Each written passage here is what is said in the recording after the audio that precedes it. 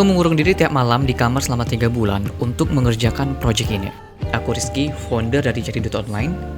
Aku lagi ngebangun platform media untuk para digital marketer seputar digital marketing khusus produk digital. Cerita 3 bulan mengurung diri di kamar itu karena aku lagi ngembangin project produk digital aku sendiri, Vice Branding, yakni sebuah framework branding produk digital. Produk digital ini aku buat awalnya untuk aku sendiri yang ngerasa kok jual produk digital makin susah akhir-akhir ini. Banyak produk digital yang copy paste, bajakan dan jatuh ke perang harga pada akhirnya. Dari segi calon customer, juga trust akan produk digital itu makin menurun. Karena banyak oknum yang buat produk digital tanpa bertanggung jawab. Akhirnya market jadi jenuh dan skeptis dengan produk digital. Aku coba analisis dan riset ya, berbagai produk digital yang ada di market. Ternyata problemnya itu bukan soal produk aja, tapi juga di bagian branding, positioning, dan juga value. So, framework ini dibuat khusus untuk kalian yang jual produk digital, tapi kok susah banget ya lakunya? Mungkin ini adalah salah satu jawabannya. Kita akan mulai dari bagian yang paling penting, yakni foundation. Karena sebelum kita bicara soal nama produk, ya visual content, landing page, atau strategi jualan, kita harus paham dulu, yakni sebenarnya value apa yang kita tawarkan ke market. Kebanyakan dari kita itu sadar atau nggak sadar, sering langsung jualan produk digital tanpa memahami ya, apa sebenarnya fondasinya. Ya dan jujur, ini juga kesalahan-kesalahan yang pernah aku buat dulu. Aku pernah asal jualan aja, asal bikin produk, dan asal ngejalanin ads saja. Tapi belum mikirin hal-hal seperti ya clarity, value, dan juga trust building. Jadi dalam bagian foundation, aku bakal ngebimbing kalian bagaimana ngebangun fondasi produk digital yang lebih jelas dan lebih sistematis. Kita akan mulai dari memahami kenapa produk ini harus ada, siapa target audience yang paling tepat, masalah apa yang mereka alami, dan hasil apa yang sebenarnya mereka itu inginkan. Setelah itu, kita akan masuk ke bagian yang paling strategis, yakni bagaimana menentukan USP, UVP, dan juga product positioning. Karena kalau 3 hal ini belum jelas, produk digital kita itu akan mudah terlihat generate, sulit dibedakan, dan akhirnya jatuh ke perang harga. Di framework ini, aku udah menyusun langkah-langkahnya secara bertahap, lengkap dengan template siap pakai agar kalian tidak perlu mulai dari nol.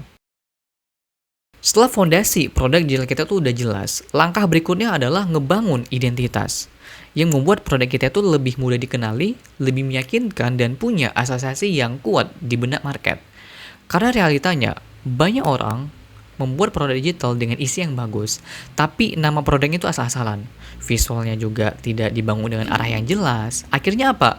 Akhirnya produk tersebut itu terlihat biasa aja, kurang profesional, dan sulit meningkatkan kesan yang kuat. Padahal dalam produk digital, nama dan visual itu adalah pintu pertama yang membentuk persepsi. Sebelum orang membeli produk kita, mereka akan melihat dari namanya dulu. Sebelum mereka memahami value-nya, mereka akan menilai dari tampilan visualnya dulu. Itulah kenapa identity itu sangat-sangat penting.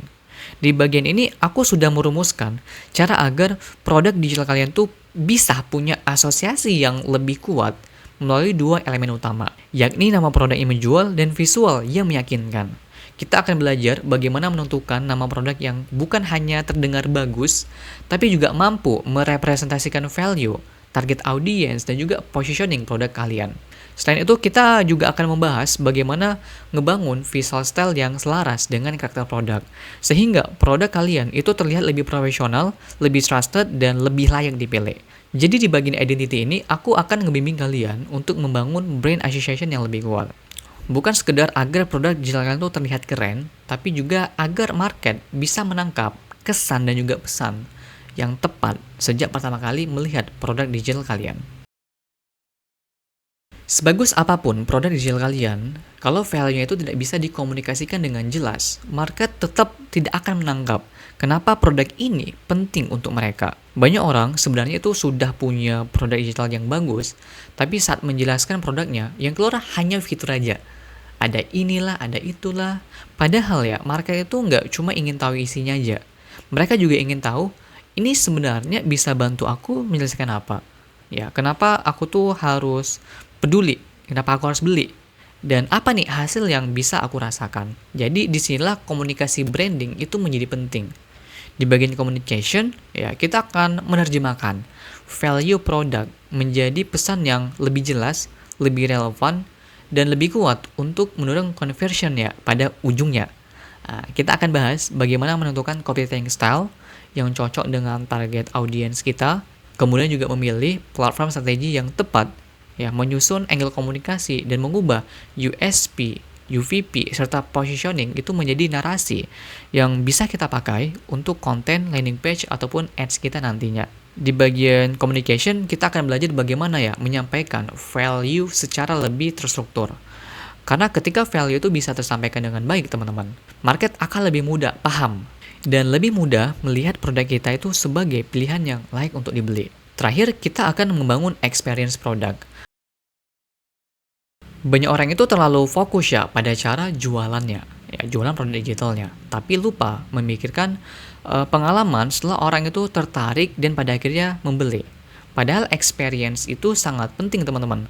Mulai dari bagaimana mereka itu menemukan produk kita, bagaimana mereka memahami offernya, ya, bagaimana proses checkoutnya, bagaimana mereka mendapatkan akses produk, sampai bagaimana ya mereka itu menggunakan produk tersebut.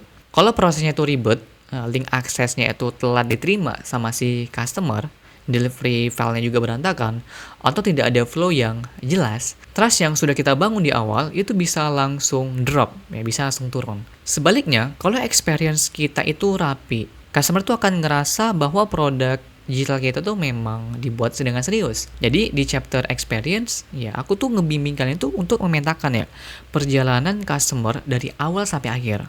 Kita akan lihat titik-titik pentingnya, seperti bagaimana produk kalian itu ditemukan, bagaimana proses pembeliannya, ya, akses produknya, dan juga bagaimana after sales care-nya itu dibangun.